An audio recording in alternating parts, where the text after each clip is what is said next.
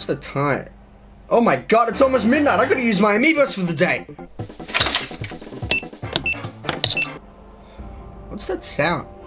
Oh my god, it's that Farosh? Go, go, go, go! Farosh is here! Go, go, go! Come in, Simon. We've got eyes on the prize, awaiting permission to fire. Take the shot! Sorry, I didn't quite catch that. There's some interference. Take the shot! He wants us to take a shot. Have you guys got any alcohol? Please! Farosh, come back! He's gone. Oh, is that a Swift Violet? Swift Violet? Yeah. Cool, Safina. Take that, Kurt Connor from the Spider-Man series. Oh, that's funny. I should write that down. Right after this.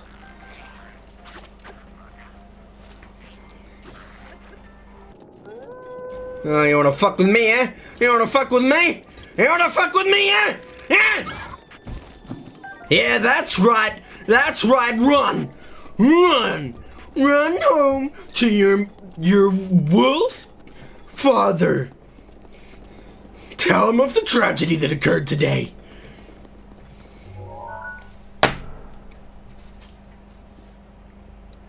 What are we doing? Was there a camera? Have you ever been so fucking hyped for something, like a movie or an episode of a TV show or a game, and, like, unreasonably hyped, and when it came out, it actually was as good as you were expecting, or even better? It's one of the best feelings available in life. And last time it happened to me was Super Mario Galaxy. That was a decade ago. I was 10. Not to say I haven't enjoyed stuff, you know, in between then and now, but there was definitely a period where I wouldn't get my hopes up for stuff, you know? It was like, well, if I don't get my hopes up, you can't break my heart because it's already dead. And I'm glad I'm past that stage because it really stops you from enjoying life in the first place. I think it's normal though. Seems like something most people go through. I'm just glad to be past it. And look, the new Zelda even makes that exact point. Oh my god. So if it isn't obvious, Breath of the Wild was one of those.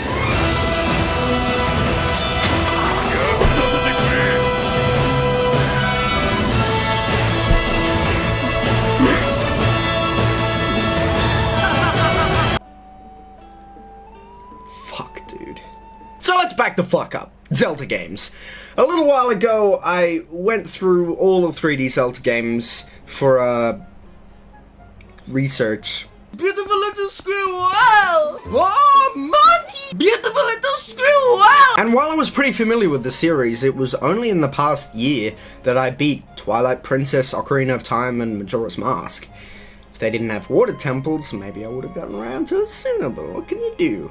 What I think I learned from my recent Zelda purge is A, I don't think I'll ever be able to experience them from a pure perspective, I guess, because of how I was introduced to them.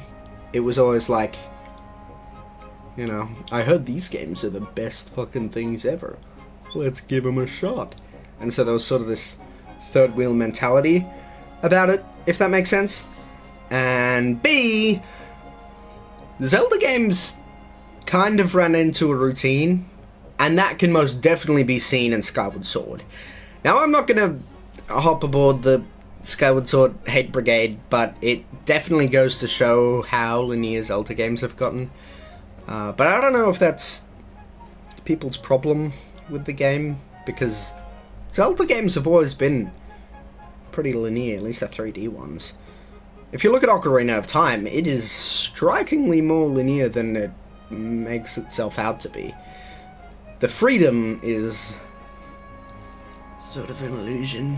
I mean, you can run around and do side stuff, but if you, like, compare the side quests and objectives of Ocarina to Skyward Sword, they're kind of on par with each other. Now, I'm not so much making a comment on Skyward or even Ocarina's quality. I'm just questioning the placement of linearity in Zelda games. As for me, myself, I say fuck linearity.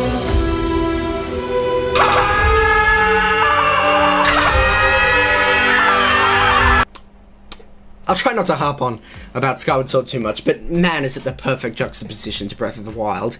It seems that after the mixed reviews of Skyward, Nintendo kind of went, okay, what are we doing? And kind of went back to their roots with, like, you know, that whole quote of Shigeru saying, I want to really capture the feeling of exploring caves and getting your foot stuck between two boulders and then your friends going out to get more help, but by the time you get free you find his corpse there and you're like, ah! In doing so, they broke down the formula that they had kind of got themselves in a rut with and just started doing fucking everything cool. Plus, I think they finally popped their bubble.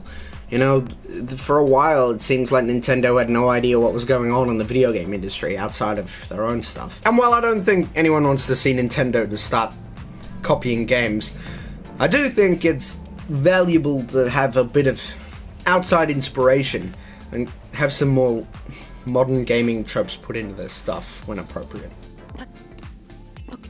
And just having a wider perspective on the gaming scene will inherently leave you with more things to consider and just a richer pool of knowledge to take from, you know?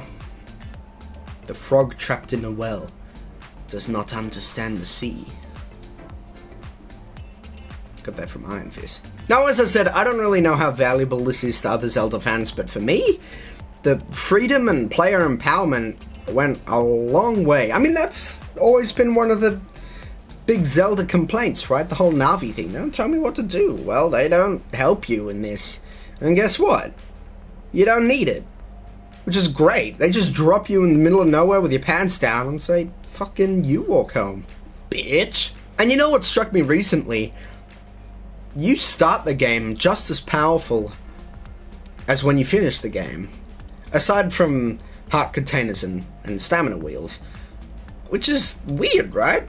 For such a big free roam RPG style game, usually there's like a leveling up system, so when you hit someone, you hit them harder later on in the game. But with this, you just get better, or you die. I mean, there are better weapons you get along the way, but they're gonna break constantly. I mean, every session you're gonna have a completely different inventory from the last one, so you gotta adapt. You have to learn to improvise. You can't even buy weapons. You just have to find them around the place. And even if you could, rupees are pretty damn valuable.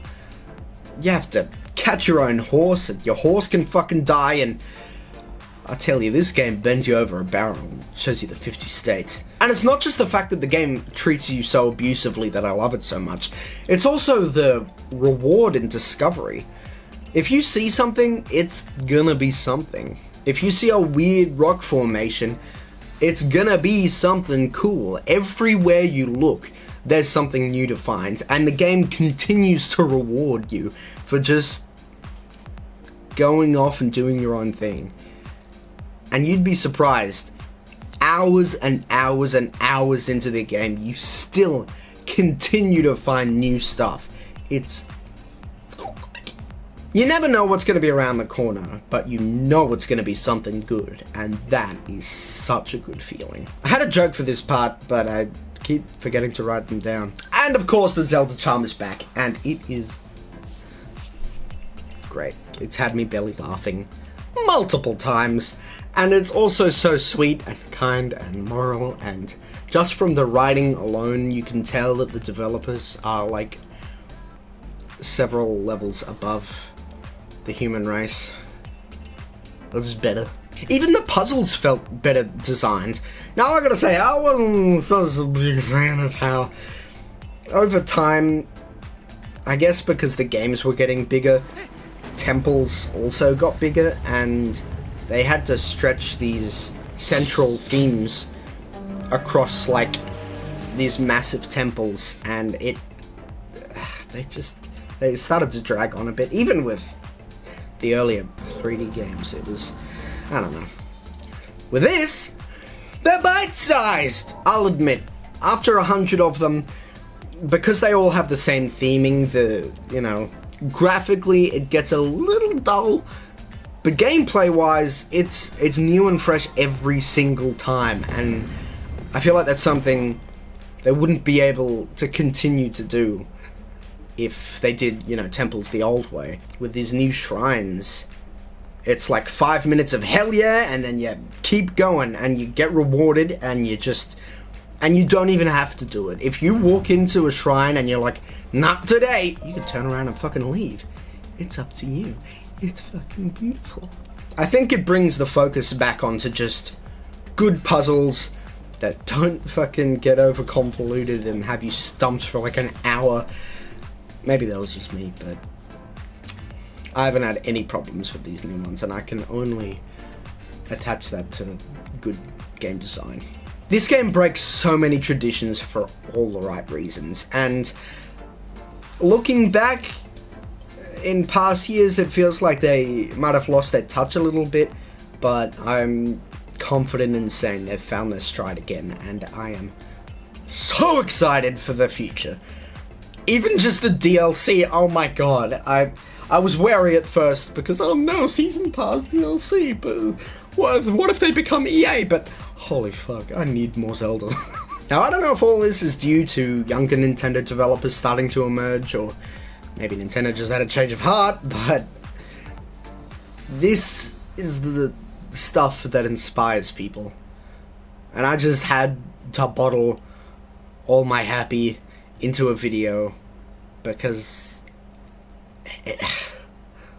it feels like a game that was made for me, And it's not just a Zelda game done right, it's modern gaming done right.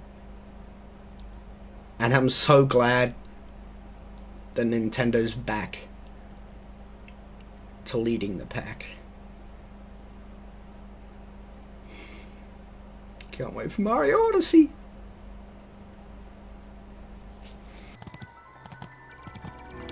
You think you can fuck with me, Mr. Guardian? You'll never defeat me and my noble steed! Sever his fucking legs!